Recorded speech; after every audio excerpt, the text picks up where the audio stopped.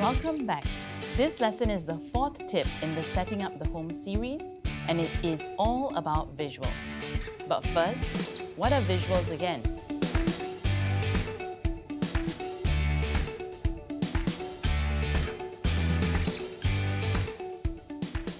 Why use visuals around the house? And why not just tell the child what to do?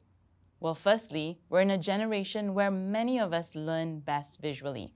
This has often been stated especially about children on the autism spectrum as well.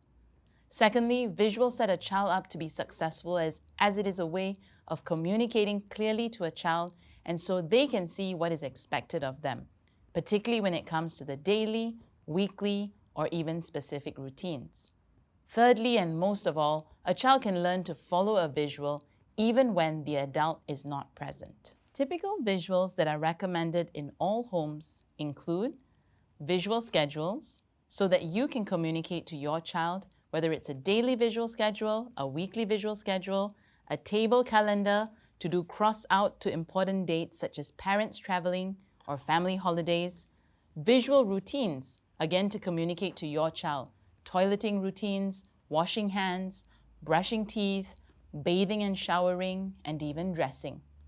Thirdly, visual rules. For example, an X on the TV or an X on the glass, so no touching or no hitting. For example, TV rules or red light, green light rules.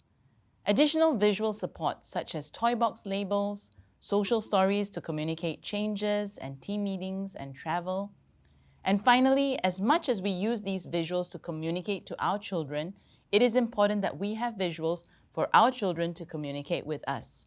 Now, this applies particularly to children who are nonverbal or have very little speech. For example, visuals for community entrances, visuals outside toilets, visuals outside fridges and cupboards for children to communicate when they're hungry or when they want to eat something. So now it's your turn. Make a checklist. Would your child benefit from any of these visual strategies below? Visual schedules, visual routines, visual rules or reminders, additional visual supports, or visuals for communication. We're nearing the tail end of our Setting Up the Home series.